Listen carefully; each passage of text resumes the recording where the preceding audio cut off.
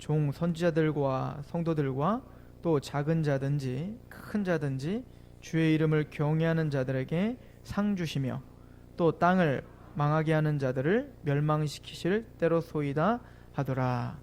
우리 20장 11절부터 15절 말씀입니다.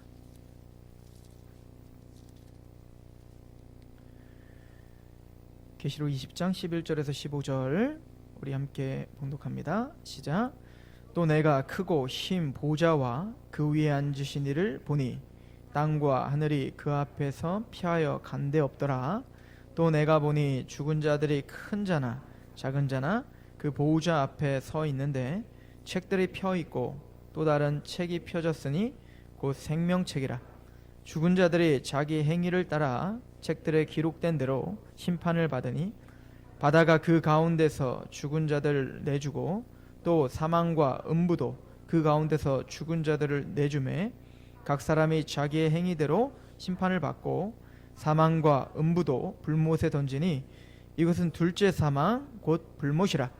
누구든지 생명책에 기록되지 못한 자는 불못에 던져지더라. 아멘. 우리 잠시 기도합니다. 하나님 아버지, 영광받게 합당하신 여호와의 이름 앞에 겸허하고 겸손한 마음으로 예배하게 하시옵소서. 이 시간 주를 경외하는 마음으로 말씀 앞에 서오니 그 말씀이 우리를 통치하시고 다스려 주시옵소서. 그 말씀 앞에 굴복할 수 있는 겸손과 낮아짐이 있게 하시옵소서. 특별히 성령님의 조명하심을 주셔서 전하는 사람이 겸손케 하나님 말씀을 전하게 하시고 듣는 하나님 백성들의 마음과 귀가 열려 하나님의 말씀을 우러러보게 또 그 말씀 앞에 경외하게 하옵소서. 이 시간도 하나님께 위탁하오며 예수 그리스도의 이름으로 감사하며 기도합니다. 아멘.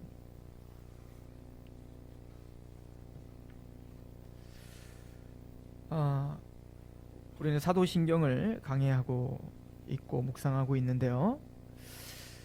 우리는 성부와 성자와 성령 하나님께서 누구시며 또 우리에게 어떤 사역들을 하고 있었는지 또 하고 계시는지를 우리가 고백하는 것이 어찌 보면 사도신경이에요. 그러니까 사도신경은 성경 전체의 요약입니다.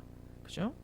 그래서 우리가 상고하고 있는 예수님에 대해서, 예수님의 존재에 대해서 우리가 이렇게 고백한다라고 했습니다. 그는 외아들이시고 그래서 나는 그의 유일하신 아들 우리 주 예수 그리스도를 믿습니다 라고 고백을 했어요.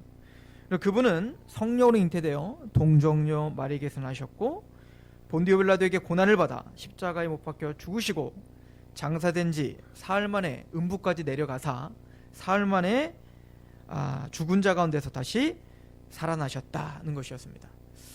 그래서 예수님께서는 승천하셨죠. 부활하시고 육체적으로 승천하시고 이제 우리가 지난주에 상고한 것처럼 예수님 육체적으로 정말 가시적으로 재림하실 것입니다 라고 하는 부분을 우리가 상고했었습니다.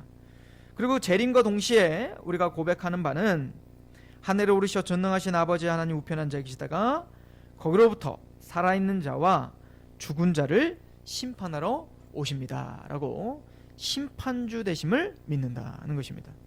우리가 이제 종말론을 다루는데 사실은 심판에 대한 것들을 연구하고 또 다시 한번 묵상하면서 쉽지 않구나. 굉장히 방대한 양의 우리가 성경 구절과 또 내용들을 알아야 되건데 이 시간에는 그 중에 좀 핵심적인 이야기들만 우리가 할 수밖에 없겠구나라는 생각을 하게 됐습니다. 자, 최후에 우리가 어떻게 될 것인가 라고 하는 부분들인데요. 예수님이 재림을 하시면 동시에 일어나는 일들이 몇 가지가 있습니다. 그게 뭐냐면 예수님이 재림을 하시면 바로 휴거라는 게 일어납니다. 휴거라는 것은 데살로니가 교회에게 사도 바울이 편지를 보낼 때 예수님이 재림하실 때 이미 죽어있는 자들 있지 않습니까? 예수님 안에서 자고 있는 사람들, 예를 들어서 사도 바울, 베드로, 또 우리가 예수님을 믿었지만 우리 어머니, 아버지 세대들, 또 할머니, 할아버지들 세대들 중에 예수님을 정말 신실하게 믿었다가 죽은 분들이 있을 거 아닙니까? 자, 그분들은 이제 자고 있다라고 성경은 기록하고 있습니다. 우리도, 여러분들도 물론 이제 죽음을, 개인적인 종말을 맞게 될 때 성경은 우리를 잔다라고 표현합니다. 왜 잔다라고 표현하냐면 다시 깨어나기 때문에 그렇습니다. 즉 부활을 할 것이기 때문에 우리를 잔다라고 표현하고 있단 말입니다. 그래서 예수님이 재림하실 때 믿음 안에서 그리스도 안에서 함께 잠자고 있는 죽어있는 그 성도들을 예수님이 데리고 오신다라고 표현하고 있습니다. 그리고 우리는 그들과 만나서 먼저 일어나는 일이 뭐냐면 예수님이 재림하실 때 바로 호련히 살아있는 자는 호련히 그리스도의 형상으로 예수님의 부활의 형체로 변화될 것입니다. 육체가 변화될 것입니다. 또한 우리가 만약에 죽었었다면 죽어있는 영혼들이 예수님과 함께 같이 강림할 거고 예수님 재림 때 함께 강림하여 살아있는 성도들과 함께 만나 그 순간 함께 그들도 육체가 흩어졌었죠. 땅에 썩어져 있는 육체가 다시 모아져서 영광스러운 육체가 되어 영혼과 다시 만나서 부활의 몸을 덧입게 될 것입니다. 이 부분은 순서상 원래 심판보다 앞섭니다. 그런데 이 부분은 나중에 우리가 사도신경에 고백할 때 성령을 믿사오며 그죠? 죄사함과 육체의 부활과 이렇게 고백하는 장면이 있기 때문에 그때 다시 다루고자 좀 미루려고 합니다. 부활의 몸을 덧입고 이제는 그 재림하신 그 예수님은 심판주로서 심판하시게 될 것입니다. 그래서 예수님이 재림하실 때 구름과 함께 오신다라고 하는 것은 구름을 탄다라고 하는 것은 어떤 이동수단이 아니라고 말씀드렸습니다. 예수님이 저 하늘서부터 구름을 타고 오시는 게 아니라 하나님께서 이 땅에 강림하실 때 모세에게 나타나실 때 선지자들에게 나타나실 때 항상 공통적으로 나타나는 게 뭐냐면 구름과 함께 역사하시죠. 즉 영광을 상징하시는 거고 정말 실제적인 구름을 통해서 그 하나님을 대면하면 죽을 수밖에 없기 때문에 그 영광스러운 하나님이 그 구름과 함께 오시는 것이다는 것을 보여주는 거예요. 그러므로 예수님이 다시 우리 눈앞에 보일 때에는 이제는 영광스러운 하나님으로서 오실 것이고 재판장으로서 심판주로서 오실 것이다 라고 성경은 가르쳐주고 있다는 것을 우리는 상고할 수 있습니다.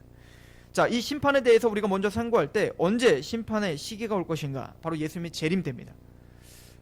세대주의자들, 그 성경을 잘못 해석하고 있는 세대주의자들은 심판이 3번이 있을 것이라고 이야기를 합니다. 그 시기가 그래서 천년왕국 전에 그리고 이제는 악인들의 심판 그리고 상급 심판 이렇게 3가지가 있을 거라고 생각하지만 개혁주의 전통 또 성경에서 말하는 건 한 번의 심판밖에 없습니다. 단 한 번에 예수님이 재림하실 때 단번의 심판으로 그래서 양과 염소가 구분될 것이고 그래서 악인과 그 선인의 심판이 이루어질 것이다 라고 우리는 믿고 있죠.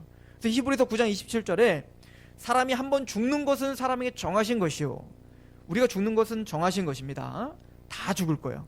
사람이 죽는 것은 사람이 정하신 것이 그 이후에는 반드시 심판이 있다라고 성경 가르쳐 주죠. 전도서 가장 지혜롭다라고 하는 그 솔로몬 왕이 썼던 전도서에 보면 이 솔로몬 왕이 헛되도다라고 이야기하죠. 솔로몬은 우리가 갖고 싶어하는 이 세상의 모든 것을 거머쥐었죠. 모든 부를 거머쥐었고요. 또 1000명의 아내와 살았지 않습니까? 또 가장 그 당시에는 이스라엘에게 있어서는 이스라엘 역사 속에 가장 정점의 권력과 영토와 군사력을 자랑했던 시기, 가장 평화로웠던 시기가 바로 솔로몬 시대였어요. 물론 다윗 왕이 그 평화의 토대를 놨지만요. 그런데 그 모든 것을 다 거머쥐었던, 그래서 어찌 보면 타락도 해봤던 그 솔로몬이 자신의 말년에 헛되다라고 표현을 하죠. 이 세상에 우리가 갖고 또 우리가 소망하고 우리가 누리려고 하는 모든 것들이 헛된 것이다 라고 하는 것을 말년에 깨달은 거예요. 그리고 회개를 했겠죠. 그런데 우리는 그 헛된 것이 여전히 안 헛되죠. 솔로몬 너는 다 해봤으니까 헛되다고 하지, 우린 좀 해보고 헛되다고 해보자 라고 하는 게 우리의 마음일 수도 있습니다. 그런데 사실은 이 솔로몬이 그 이야기를 하면서 전도서에 아주 중요한 이야기를 합니다. 바로 심판에 대한 이야기를 하는데요. 근데 그 전도서에 이 솔로몬이 뭐라고 이야기하냐면 청년들아 라고 표현하죠. 사실은 솔로몬도 젊었을 때, 힘이 있을 때, 하나님의 심판대를 바라보지 못하고 하나님을 만날 것을 바라보지 못하고 지금 당장 보여지는 부귀와 영화와 어떤 그 명예, 이거에 취해서 살았던 솔로몬이었지 않습니까? 근데 솔로몬이 말년에 이 전도서를 쓰면서 지혜를 우리에게 말해주는데 여호와를 아는 지식이 가장 고상하다라고 이야기를 할 뿐만 아니라, 그리고 말하기를 젊은이들아 너희들이 가고 싶은 곳에 가고 너희가 행하고 싶은 대로 행하라. 너희들 마음대로 살아라. 그러나 그것으로 인하여 내가 반드시 너희를 심판할 것이다 라고 하는 그 심판주, 반드시 너희의 인생의 종말이 올 것이며 반드시 하나님을 대면할 날이 올 것이고 반드시 그 모든 그 죄들을 토할 날, 하나님 앞에 고할 날이 올 것임을 명심하고 살아라 라고 솔로몬은 우리에게 지혜를 가르쳐 주고 있죠. 그래서 잠언이나 이런 데는 우리고 뭐라고 하냐면 지혜로운 자는 잔치집에 가기보다 초상집에 가기를 즐겨한다 라고 이야기를 하죠. 왜죠? 우리의 인생의 마지막이 무엇인가, 또 마침내 우리는 이렇게 죽을 수밖에 없는 인생, 그런 먼지와도 같은 인생임을, 허무한 인생임을 알고 사는 것, 이것이 지혜임을 성경은 우리에게 알려주고 있습니다. 누가 심판주이십니까? 바로 천지를 창조하신 하나님이 심판주이시고, 성경을 해서 하나님의 심판대라고 표현하고 있습니다. 하나님이 심판대일 뿐만 아니라 예수님께서 바로 심판주이시다라고 성경을 알려주죠. 그래서 하나님의 심판대를 뭐라고 표현하시냐면 그리스도의 심판대라고 표현합니다. 우리가 조롱하고 우리가 그렇게 모독했던 그 예수 그리스도, 우리가 십자가에 못 박았던 그 예수님이 이제 뭡니까? 심판주로 서실 것이다 라고 성경은 가르쳐줍니다. 근데 또 성경은 재밌는 것은요, 하나님이 심판주고 예수님이 심판주인 거 우린 너무나 잘 아는데 하나님의 성도들이 심판주라는 것도 아십니까? 우리가 심판자로서 서게 된다라고 성경은 가르쳐주고 있죠. 우리 고린도전서를 잠시 보겠습니다. 고린도전서 6장입니다.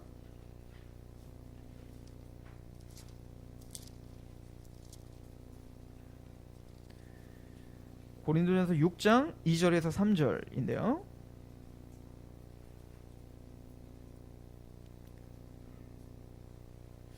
(6장 1절부터) 제가 읽어봅니다. 너희 중에 누가 다른 이와 더불어 다툼이 있는데 구태여 불의한 자들 앞에서 고발하고 성도 앞에서 하지 아니하느냐? 성도가 세상을 판단할 것을 너희가 알지 못하느냐?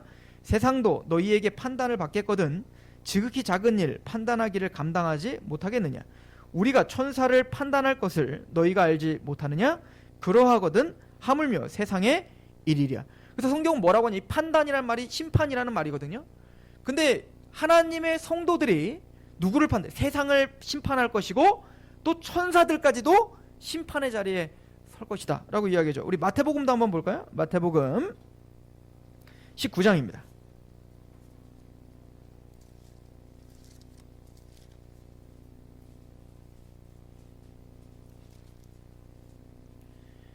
마태복음 19장 28절인데요.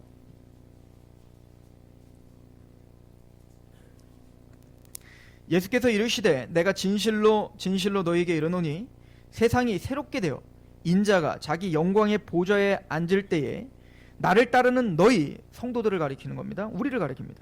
나를 따르는 너희도 12 보좌에 앉아 이스라엘 12지파를 심판할 것이다. 그 이스라엘을 심판할 것이다. 누가? 바로 하나님을 따르는 하나님의 성도들을 가리키는 거예요. 즉 하나님의 성도들도 하나님과 함께 그 보좌 그리스도 안에서 심판자로서 서 있다는 거예요. 그래서 이 이야기를 헤르만 바빙크라고 하는 개혁주의 이 신학자가 우리는 알 수 없다, 우리는 알 수 없지만 적어도 우리가 인정해야 될 것은 심판 날에 하나님의 성도들이 심판자와 함께 대단히 큰 역할로 심판할 것에 대해서는 확신해야 된다. 예수님께서 뭐라고 이야기하시냐면 예수님께서 말씀을 하시자면 믿지 않는 그 사람들에게, 믿음이 없는 사람들에게 예수님이 뭐라고 하시냐면 니느웨 사람들이 너희를 심판하게 될 것이다 라고 말씀하셨다고요. 또한 솔로몬의 그 지혜를 배우려고 그 멀리서부터 남방 여인이 그 솔로몬의 지혜를 배우려고 왔던 그 여인이 바로 심판하게 될 것이다 이렇게 말씀하신다고요. 어떻게 그 니느웨 사람들이 심판주가 되고 그리고 남방 여인이 심판주가 될까요? 심판의 주체가 아니라 하나님의 심판의 도구로서 우리를 사용하신다는 얘기인 거예요. 무슨 얘기일까요? 즉 많은 사람들은 마지막 심판대 앞에 섰을 때 이렇게 핑계를 댈 겁니다. 하나님 나는 보지 못했습니다. 하나님 나는 알지 못했습니다. 듣지 못했습니다. 하나님께서 심판주라는 거, 하나님이 살아계시다는 거, 나는 하나님이 만약에 살아계시다는 힌트만 나에게 줬다면, 아니 모세가 홍해 가르는 것처럼 우리가 살아생전에 그런 기적과 표적을 나에게 보여줘만 줬다면 난 하나님 믿었을 겁니다. 억울합니다 라고 모든 사람들은 다 핑계를 댈 거고, 내가 하나님을 믿지 못했던 이유를 다 이야기했을 거라는 거예요. 근데 그때 하나님은 니느웨 사람들을 보여주겠다는 거죠. 니느웨 사람들이 누굽니까? 요나가 하나님의 그 말씀을 맡아 원래는 가기 싫었던 거 하나님께 두드려 맞으면서 니느웨에 간 거 아닙니까? 그 니느웨 성에 갔더니 어때요? 하나님의 말씀을 사실은 자근자근 하나님의 복음을 전해야 되는데, 이 사람은 니느웨 사람들이 구원받기가 싫은 거예요. 구원받으면 안 되는 겁니다. 이 니느웨, 우리로 말하면 일본에 가서 복음을 전하라고 하니 그 일본은 그냥 지진하고 폭삭 주저앉았으면 좋겠는데, 그 사람들 천국 가면 억울한 거예요. 우리나라 게다가 일제 식민지 시대라고 생각해 보자는 거죠. 그런 것처럼 유대인들이 보기엔 니느웨, 그 아수르의 니느웨가 그냥 망해버렸으면 좋겠는데, 하나님은 요나를 통해서 그들이 살아나야 되니까 그 심판을 명하고 회개를 촉구하라 라고 한 거 아닙니까? 근데 요나는 그렇게 의도 터져도 이 고집을 꺾지 못하고 니느웨에 가서 어떻게 했어요? 사흘 길을 다녀야 돼요. 원래 사흘 길. 그 성이 너무 넓어서 사흘 길을 다닐 수 있는 그곳을 하루 길 동안 다녔다고요. 이건 뭐죠? 대충 다닌 거예요. 막 뛰어다닌 거 아닙니까? 그리고는 하나님의 복음을 그럼 잘 전할 수 있었겠어요? 심판을 잘 명할 수 있었겠습니까? 그냥 대충 전했다고요. 안 믿었으면 좋겠다 그러고 막 전했을 거라고요. 근데 중요한 건 그 심판, 그 대충 전했던 그 심판의 소리를 듣고 모든 니느웨 사람들이 어떻게 했죠? 왕으로부터 티끌을 뒤집어 쓰고 회개하는 역사가 일어난 거예요. 그럼 우리는 다릅니다. 우리는 교회가 세워져 있고 하나님의 심판과 복음의 정확한 복음들이 지금 선포되고 있는 시대에 살고 있습니다. 우리는 듣지 못했습니다, 난 알지 못했습니다 라고 하는 사람들에게 하나님은 니느웨 사람들을 통하여 심판하겠다는 겁니다. 이 얘기는 무슨 얘기입니까? 여러분들 옆집에 살고 있는 김씨가 나는 하나님 못 몰랐습니다. 그럼 옆집에 살고 있는 그 구씨는 뭐냐? 이렇게 되는 거죠. 걔는 뭐 봐서 믿었니? 걔는 뭐 신기한 체험을 해서 믿었니? 아니야. 하나님의 말씀을 듣고 그 말씀 앞에 굴복하여 나를 신뢰한 그는 누구냐? 너와 같은 동시대를 살고 있는 그 성도는 뭐냐? 우리가 심판의 도구가 되더라는 것이죠. 남방 여인을 보십시오. 그 여인은 이방 여인이었습니다. 솔로몬이 살고 있는 유대까지 가기는 너무 멀었다고요. 그러나 그곳에 지혜가 있다, 그 한마디에 그 지혜를 듣고자 자신의 모든 인생을 허비하여 그곳까지 달려와 솔로몬에게 지혜를 들렸던 그 여인, 그 여인은 뭐냐? 너희는 옆집에 이미 복음을 전하는 사람이 있었잖아. 저 뭐 남방 무슨 미국까지 가지 않아도 되잖아. 이미 수두룩하게 하나님의 복음을 선포하는 사람들이 있었는데, 그럼 그 사람들의 소리를 듣지 않은 너희는 뭐냐? 우리는 바로 하나님의 심판대 앞에 서서 하나님의 말씀을 보이지 않고 이해되지 않았지만 그 십자가 앞에 굴복한 우리를 통하여 그들은 정죄받을 것입니다. 그래서 우리를 심판자로 세우시겠다라고 이야기하고 있는 거예요. 그럼 그 심판은 바로 어떻게 우리에게 주어질까요? 또 이 심판의 대상은 누굴까요? 첫 번째는 아까도 우리가 읽어봤지만 천사들을 판단한다. 너희가 천사들을 심판할 것을 알지 못하느냐?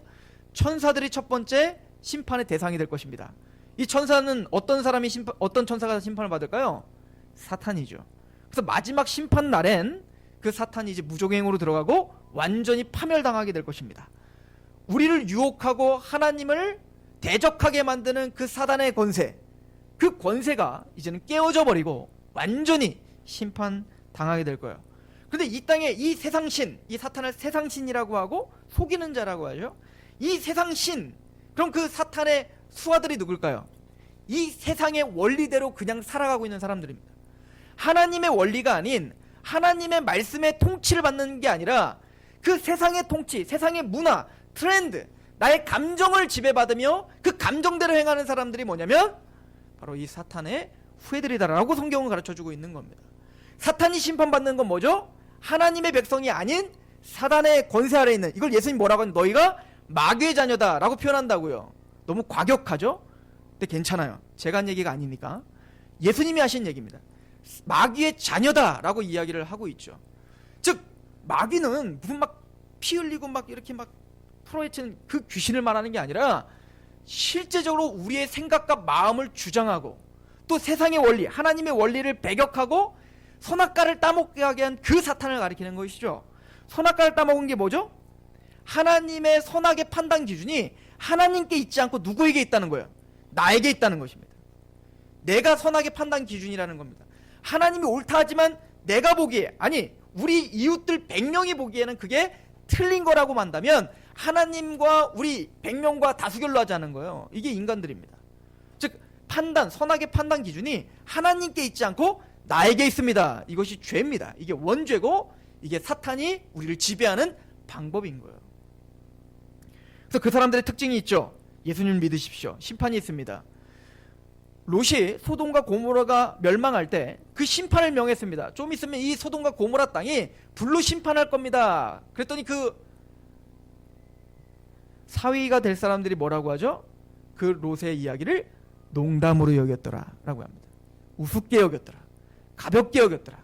그리고 예수님 말씀합니다. 노아의 시대 때와 롯의 시대 때와 지금 마지막 때가 같을 것이다. 예수님께서는 분명히 재림하시고 최종적인 심판을 명하셨는데, 그래서 마침내 이 세상에 종말이 올 것입니다. 아니 이 세상에 종말이 오기 전에 반드시 우리는 죽을 것입니다. 그리고 하나님 앞에, 심판대 앞에 반드시 설 겁니다 라고 말하면 롯의 때와 노아의 때와 동일하게 농담으로 여기고 가볍게 여기는 시대에 우리는 살고 있죠. 여러분들 요한계시록을 잘 아시죠? 요한계시록을 보면 요한계시록 2장과 3장에 보면 교회에 대한 이야기가 나옵니다. 7교회예요. 그 7교회는 바로 우리에 대한 이야기입니다. 에베소 교회, 서머나 교회, 빌라델피아 교회, 무슨 그 7교회들이 나오는데 그 교회는 책망과 칭찬이 같이 있습니다. 이 얘기는 지상에 있는 이 교회는 불안정하여서 때로는 칭찬을 받을 수도 있지만 때로는 사대교회처럼 죽어있는 것처럼 보일 만큼 그렇게 교회는 하나님의 말씀 앞에 넘어지고 쓰러지고 있다는 얘기인 겁니다. 근데 그 교회를 힘들게 하는 사단의 권세는 두 가지로 우리에게 다가오는데, 첫 번째는 유혹입니다. 그죠? 세상적인 유혹인 거예요. 두 번째는 핍박입니다. 그래서 성경 계시록에는 유혹을 음녀라고 표현하고 있고 핍박하는 그 세력을 바벨론이라고 표기하고 있어요. 근데 음녀와 바벨론은 다 사탄이 장난을 치고 있는 것이죠. 즉 교회를 하나님의 진리에서 멀어지고 떨어지게 하기 위해서 사탄의 전략은 첫 번째 핍박인 거예요. 예수님을 믿으면 우리에게 불이익을 주는 겁니다. 예수님을 믿으면 실제적인 육체적인 고통을 주는 거예요. 우리는 그런 시대가 있었죠. 우리나라에도 바로 일제시대가 바로 그런 시대인 거예요. 또한 지금 북한에서 우리와 동일한 복음을 믿고 있는 지하교회에 있는 성도들이 지금 핍박의 시기를 살고 있죠. 근데 그 핍박이 가면 갈수록 교회는 더욱더 거룩해지더라는 겁니다. 그래서 사탄이 핍박 말고 다른 방법을 쓰는데 뭐죠? 그게 바로 유혹입니다. 교회가 타락하게 만드는 겁니다. 교회가 돈에 취하게 만드는 겁니다. 교회가 화려하게 만들어지는 겁니다. 교회가 부유하게 되어서 더 이상 하나님의 진리보다는 이 세상의 것을 탐닉하게 만들게 하는 겁니다.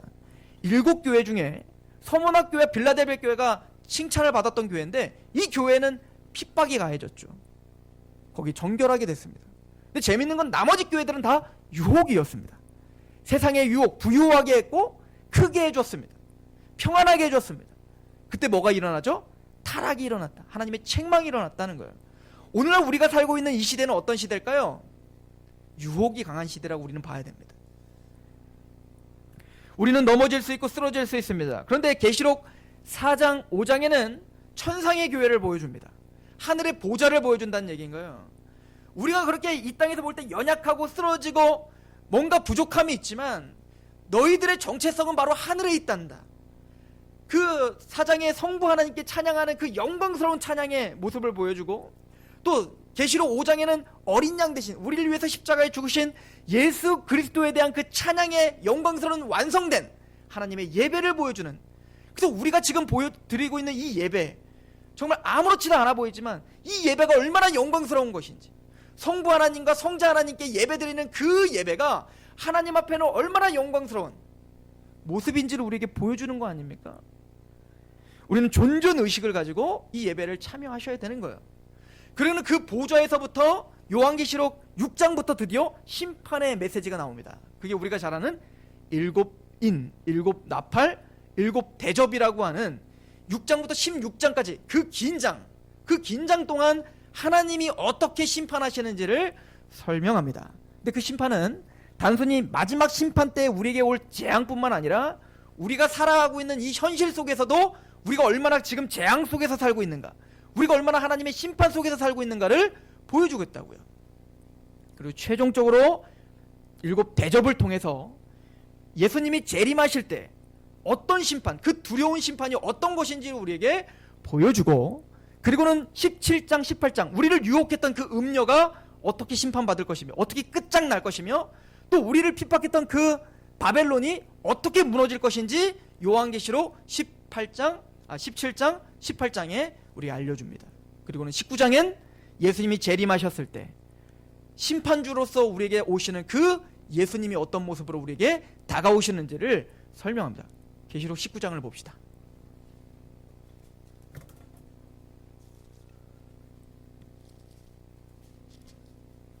계시록 19장 11절입니다.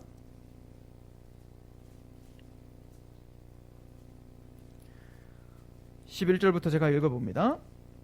또 내가 하늘이 열린 것을 보니 보라 백마와 그것을 탄 자가 있으니 그 이름은 충신과 진실이라.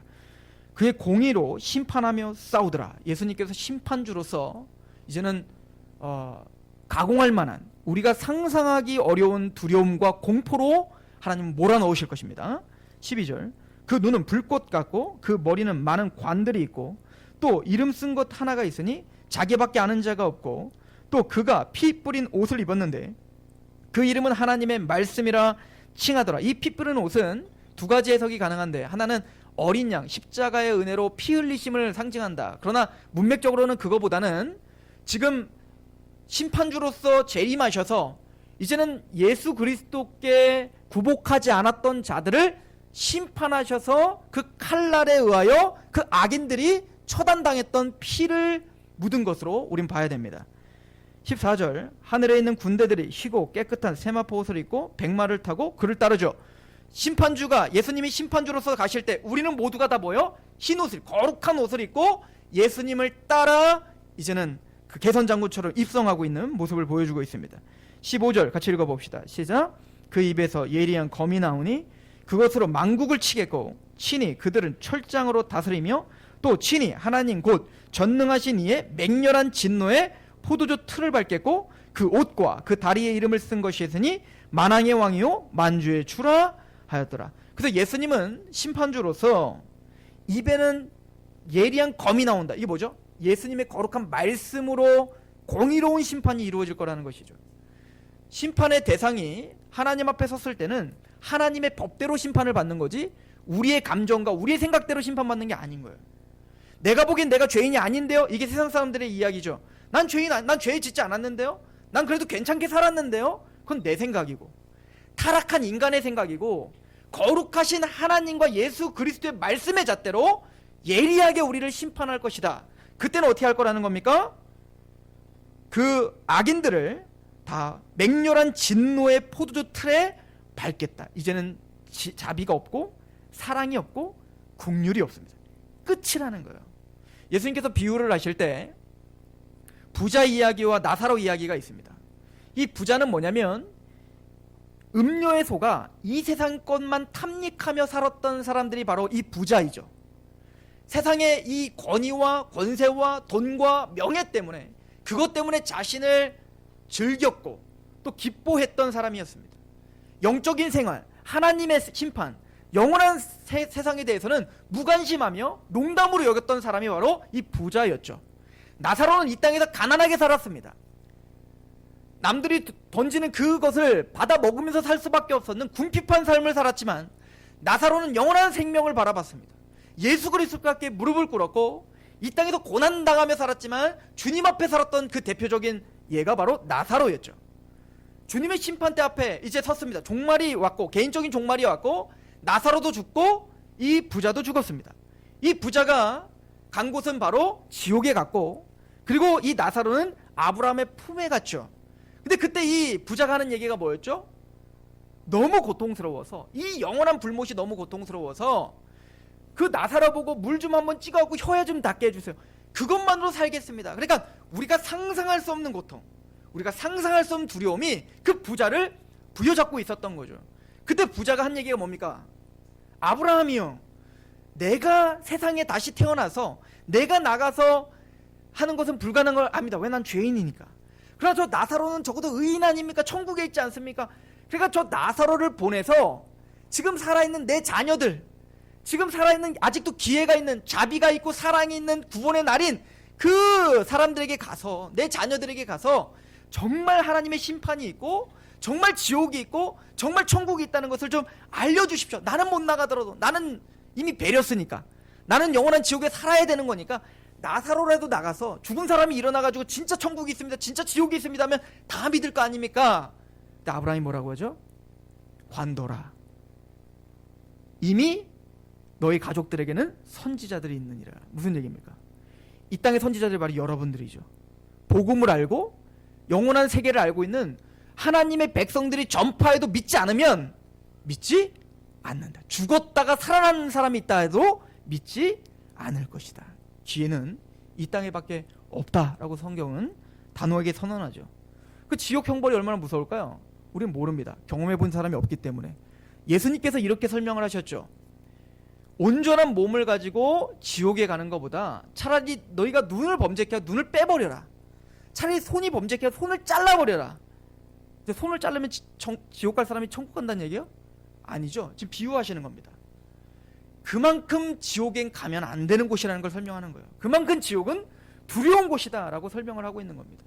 오늘 보니까 계시록에 보니 그때는 진노의 맹렬한 포도주 틀이 밟히는 겁니다. 꼭 포도를 그 포도주 틀에 맷돌에 넣고 갈면 어떻게 됩니까? 피가 터지고 완전히 으깨지는 것처럼 그 고통과 그 두려움이 심판 때에는 있을 것이다 라고 우리에게 설명을 해주고 계시는 것이죠. 그때는 악인들이 심판을 받을 때입니다. 우리 계시록을 좀 더 볼까요? 계시록 우리 19장을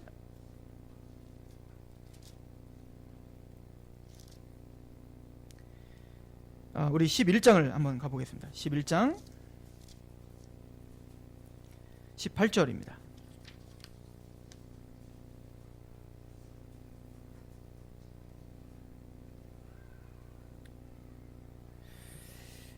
같이 봉독하도록 하겠습니다.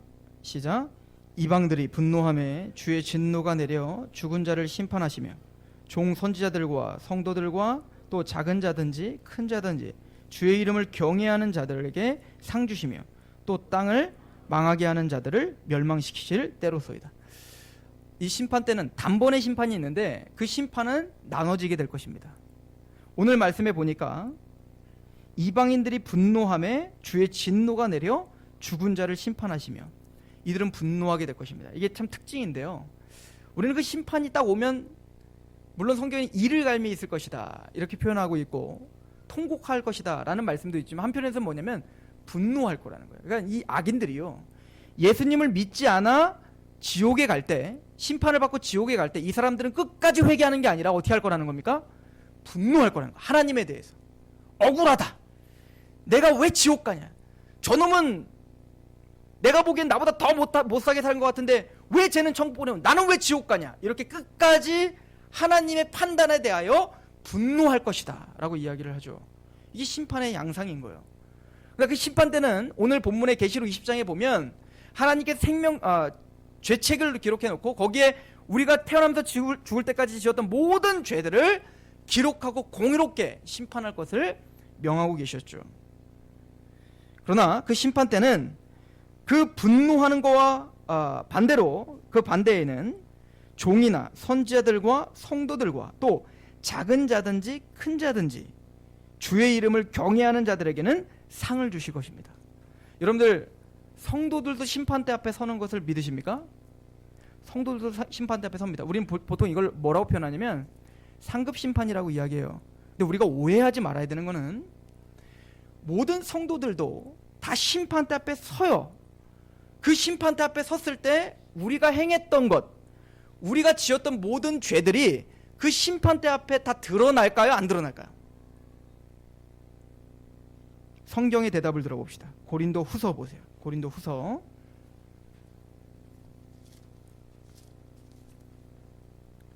5장입니다. 고린도 후서 5장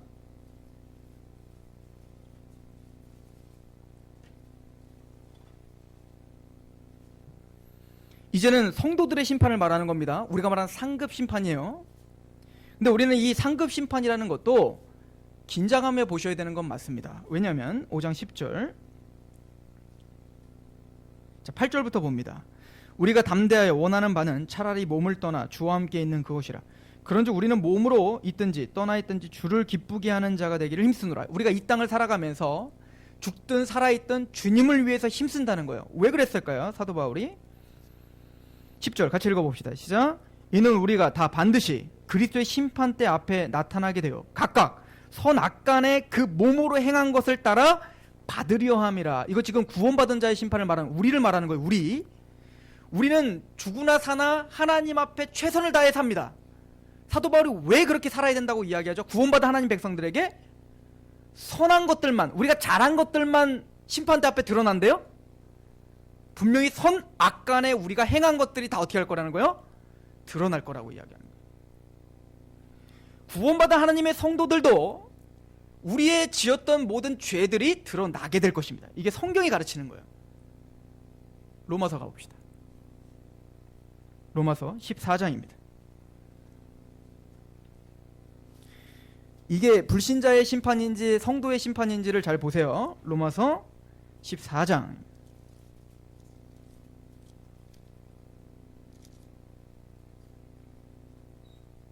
8절부터 보겠습니다. 우리가 살아도 주를 위하여 살고 죽어도 주를 위하여, 아까랑 똑같은 얘기를 하죠. 죽어도 주를 위하여 죽나니 그러므로 사나 죽으나 우리가 주의 것이로다. 이미 구속받은 겁니다. 우리는 주님의 소유가 됐죠. 이를 위하여 그리스도께서 죽었다가 다시 살아나셨으니 곧 죽은 자와 산 자의 주가 되려 하심이라. 우리에 대한 이야기입니다. 10절 12절까지 시작. 내가 어찌하여 내 형제를 비판하느냐? 어찌하여 내 형제를 업신 여기느냐? 우리가 다 하나님의 심판대 앞에 서리라 기록되었으되 주께서 이르시되 내가 살았노니 모든 무릎이 내게 꿇을 것이요 모든 혀가 하나님께 자백하리라 하였느니라. 이러므로 우리가 각 사람이 자기 일을 하나님께 직고하리라. 분명히 우리를 말하고 있어요. 우리 구원받은 십자가와 부활의 감격한 우리가 다 어디 앞에 설 거예요? 하나님의 심판대 앞에 설 겁니다. 선악간에 우리가 행했던 모든 것들을 하나님 앞에 반드시 직고할 날이 올 것입니다. 우리가 구원받은 사람들이 상급 심판을 생각할 때 이 부분을 우리는 너무나 놓치고 있다는 거예요. 개혁주의 어떤 신학자들도 그래서 이 심판에 대한 경계를 해야 된다라고 이야기를 하죠. 근데 중요한 건 또 한편으로는 우리가 이렇게 심판대 앞에 서고 우리의 죄가 드러날 겁니다. 그러나 로마서 8장 1절 그러므로 그리스도 안에 있는 자의 결코 정죄함이 없느니라. 요한복음 5장 24절에 내가 진실로 진실로 너에게는 내 말을 듣고 또 나 보내신 자를 믿는 자는 영생을 얻었고 심판에 이르지 아니하나니 사망에서 생명으로 옮겼느니라. 이 심판에 이르지 않는다는 얘기는 정죄받지 않는다는 얘기인 거예요. 그 죄로 말미암아 정죄받고 영원한 불못, 영원한 지옥 형벌을 받지는 않는다는 얘기인 거예요. 그것 때문에 우리에겐 기쁨만 있겠죠.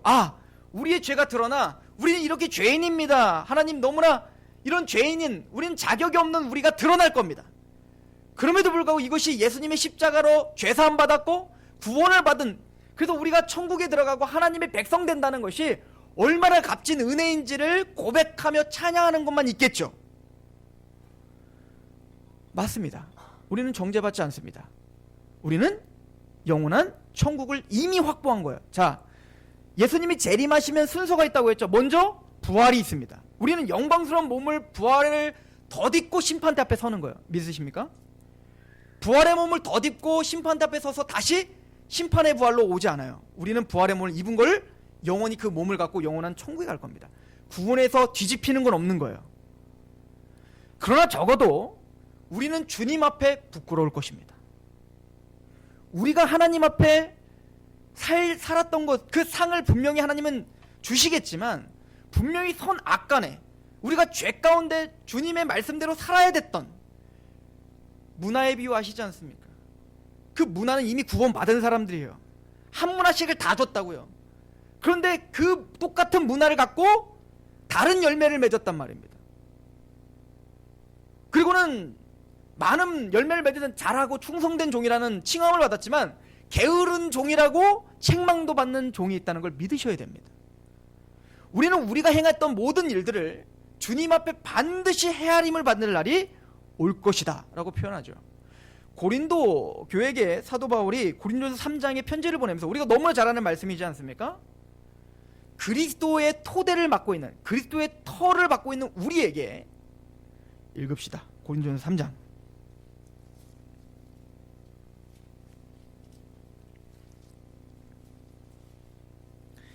10절입니다. 여러분들이 잘 균형을 잡으시기 바랍니다. 고린도전서 3장 10절. 내게 주신 하나님의 은혜를 따라 내가 지혜로운 건축자와 같이 터를 닦아두매 다른 이가 그 위에 세우나 그러나 각각 어떻게 그 위에 세울까를 조심할지니라. 이니 터가 닦였습니다. 그 터는 누구죠? 11절. 이 닦아둔 것 외에 능히 다른 터를 닦아둘 자가 없으니 이 터는 곧 예수 그리스도라. 우리는 이미 예수님의 터가 굳어져 구원에서 떨어질 수 없는 사람들이에요. 영원한 천국을 갈 사람들입니다. 중간에서 구원에서 떨어지거나 탈락되는 사람은 없습니다. 그 터는 견고하고 영원한 것입니다. 자, 그러나 12절 같이 읽어볼까요? 시작. 만일 누구든지 금이나 은이나 보석이나 나무나 풀이나 집으로 이 터 위에 세우면 각 사람의 공적이 나타날 것인데 그 날이 공적을 밝히리니 이는 불로 나타내고 그 불이 각 사람의 공적이 어떠한 것을 시험할 것이라. 그런데 예수님의 구원을 받아 터를 닦아 구원을 받은 사람들에게도 하나님은 터를 닦아 주신 건 뭔가 건축하기 위한 거 아니에요? 그리고 좀 우리는 이 땅을 살면서 무엇인가를 건축하며 살게 될 것입니다. 그런데 두 가지로 재료가 생기죠. 하나는 금과 은과 보석. 이건 뭐죠? 불에 타지 않는 거예요. 영원한 겁니다. 그러나 풀과 짚과 나무는 뭐죠? 불에 타 예수님이 재림하시면 이 땅에서 없어질 것들입니다. 그러니까 우리는 두 가지의 인생을 살 수 있다는 거예요. 구원받고도. 하나는 뭐죠? 정말 영원한 것을 위해서 주님을 위해서 살거나. 그래서 사도 바울이 계속 심판에 대한 이야기를 하면서 뭐라 하면 내가 사나 죽으나 주를 위해 삽니다. 그게 바로 금과 은과 보석과 같은 걸 건축하는 사람들이겠죠. 그런데 풀과 짚과 즉 이 세상의 것들만 집착하며 사는 겁니다. 예수님이 재림하실 때 불로다가 공적이 나타나. 공적은 뭐죠? 이 땅에서 행한 것을 드러내시겠다는 거예요. 그럼 우리가 행한 것이 없으면 지옥 가는 겁니까? 아니라고 성경은 가르쳐주죠. 우리 같이 봅시다. 다시 우리 14절 같이 읽어봅시다. 시작. 만일 누구든지 그 위에 세운 공적이 그대로 있으면 상을 받고 누구든지 그 공적이 불타면 해를 받으리니 그러나 자신은 구원은 받되 불 가운데서 받는 것과 같으리라 라고 이야기를 하고 있죠. 구원은 받습니다. 그러나 여기 보면 구원은 받는데 해를 받을 것이다. 해라고 하는 것은 해도 되고 말아도 되는 의미가 아니라 아무것도 남은 것이 없다면 해를 받는다는 건 뭔가 두려운 일이 생긴다는 거죠. 창피한 일이 생긴다는 거죠. 저는 그 말씀이 바로 그거라고 생각합니다. 우리는 모두가 선악간에 하나님 앞에 드러나게 될 것입니다. 우리가 생각을 했던 거, 마음에 풀었던 거, 우리가 행동했던 거, 말했던 모든 것들이 주님 앞에서 반드시 다 드러나게 될 것입니다. 만방에. 그때는 우리의 행동으로 말미암아 창피함이 있을 겁니다. 부끄러움이 있을 거라는 얘기인 거예요. 물론 이렇게 이야기하면 여러 가지가 또 고민이 되겠죠. 그럼 천국 가면 이게 다 기억이 날까 안 날까. 물론 천국에 입성하면 이 모든 것들이 다 잊어버리겠지만 그러나 우리는 적어도 성경이 가르쳐주는 것대로 믿어야 됩니다. 구원받은 우리들은 심판이 면제당했습니다. 즉 정죄받지 않는다는 얘기인 거예요. 지옥 형벌은 이미 끝났어요. 그러나 주님 앞에 서는 것은 분명합니다. 주님 앞에서 우리가 잘한 것만 드러나는 게 아니라 하나님의 백성답지 못했던 우리의 생각들과 말들과 행동들이 반드시 드러날 거라는 거예요. 제가 어제 이거 하루 종일 묵상하면서 저의 삶을 다시 정리했지 않습니까? 아, 주님 앞에 정말 깨어 살아야 되는 게 맞구나 이거예요. 오늘 심판을 여기까지 이야기하겠지만 두 가지입니다. 믿지 않는 사람들은 영원한 파멸과 영원한 불못에 갈 것입니다. 우리는 나사로처럼 이 땅에서 고난 가운데 살지만 우리는 영광스러운 구원이 확보됐습니다. 그러나 우리 구원받은 사람들조차 심판대 앞에 설 것입니다. 그 앞에서 우리가 행했던 그 행한 모든 것들을 하나님은 다 낱낱이 드러내실 것입니다. 부끄러운 구원이 없길. 주님 앞에 영광스러운 잘했다 충성된 내 종아. 그 눈물을 닦아주는 그 영광스러운 모습으로 준비되어 주님을 만나는 저와 여러분 되기를 축원합니다. 기도하겠습니다.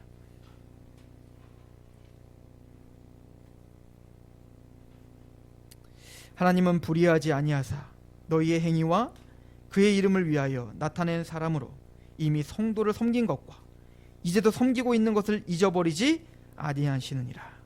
하나님, 우리가 이 땅에서 행하는 모든 일들을 기억하시고 기념하여 주시고 상 주시기를 기뻐하시는 하나님, 그러나 또 한편에서는 그 심판대 앞에 설 것을 생각하며 우리의 삶을 겸허하게 점검하고 회개하는 그런 성도다운 모습이 우리에게 있게 하여 주시옵소서.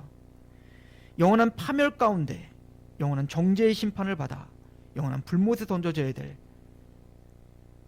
그 세상에 대한 연민과 긍휼과 자비가 우리에게 있게 하시옵소서.